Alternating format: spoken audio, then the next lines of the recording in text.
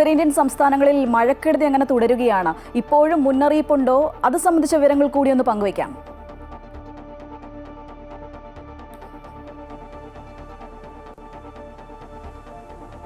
ഷീജ, മഴക്കെടുതി തുടരുക തന്നെയാണെന്ന് പറയേണ്ടി വരും. പക്ഷേ വലിയ രീതിയിലുള്ള ജാഗ്രത ഇപ്പോഴും തുടരുന്നുണ്ടെങ്കിൽ ഇപ്പോൾ ഡൽഹി അടക്കമുള്ള സ്ഥലങ്ങളിൽ യമുനയിലെ വെള്ളമൊക്കെ താഴ്ന്നു തുടങ്ങിയിട്ടുണ്ട്. നേരത്തെ ഉണ്ടായിരുന്ന അപകടകരമായ നില അത് മാറിയിട്ടുണ്ട് എന്നുള്ളതാണ് എടുത്തു പറയേണ്ടത്. പക്ഷേ നേരത്തെ അതിനൊരു കാരണം ഹരിയാനയിലും ഒപ്പം തന്നെ ഉത്തർപ്രദേശിലും ഒക്കെ ഉണ്ടായ പഞ്ചാബിലൊക്കെ ഉണ്ടായ കനത്ത മഴ തന്നെയാണ്.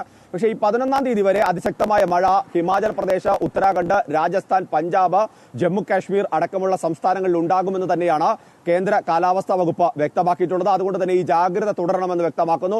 ഇതിൽ ഏറ്റവും കൂടുതൽ പ്രളയം ബാധിച്ചത് പഞ്ചാബിനെയാണെന്ന് പറയുന്നത് 1988 ശേഷമുള്ള ഏറ്റവും വലിയ പ്രളയമാണ് പഞ്ചാബിലേക്ക് എത്തിയത്. അതുകൊണ്ട് തന്നെ സ്വാഭാവികമായും അതിന് ഏത് തരത്തിൽ മറികടക്കും എന്നുള്ളതാണ് സംസ്ഥാനം ഇപ്പോഴും ആശങ്കയോടെ കാണുന്നത്. 3700 കോടി രൂപയുടെ നഷ്ടമാണ് പഞ്ചാബിൽ. ആകെ തന്നെ കൃഷിനാശം ഉണ്ടായിട്ടുണ്ട്. 2.21 ലക്ഷം ഹെക്ടർ കൃഷി നശിച്ചിരിക്കുന്നു. സ്വാഭാവികമായും അതിനെ മറികടക്കുക അത്ര എളുപ്പമല്ല.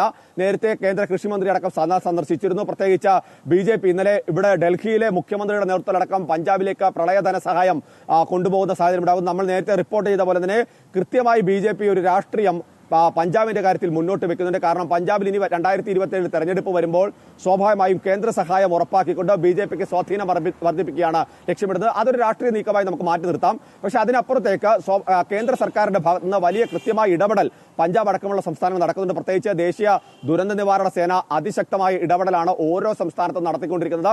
കൃത്യമായ മാർഗനിർദ്ദേശങ്ങൾ നടപ്പിലാക്കി തന്നെ മുന്നോട്ട് പോകാൻ എല്ലാ സംസ്ഥാനങ്ങളോടും ജില്ലാ ഭരണകൂടങ്ങളോടും കേന്ദ്ര കാലാവസ്ഥാ വകുപ്പ് അഭ്യർത്ഥിക്കുകയും ഒക്കെ ചെയ്തിട്ടുണ്ട്.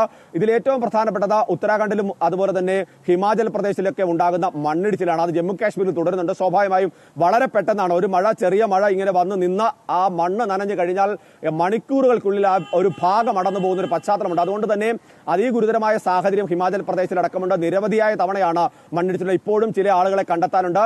അത് പല സംസ്ഥാനങ്ങളിൽ ഈ പ്രളയക്കെടുതിയുമായി ബന്ധപ്പെട്ട ഇനിയും ആളുകളെ കണ്ടെത്താനുണ്ട് എന്നുള്ളതാണ് പ്രധാനപ്പെട്ട കാര്യം.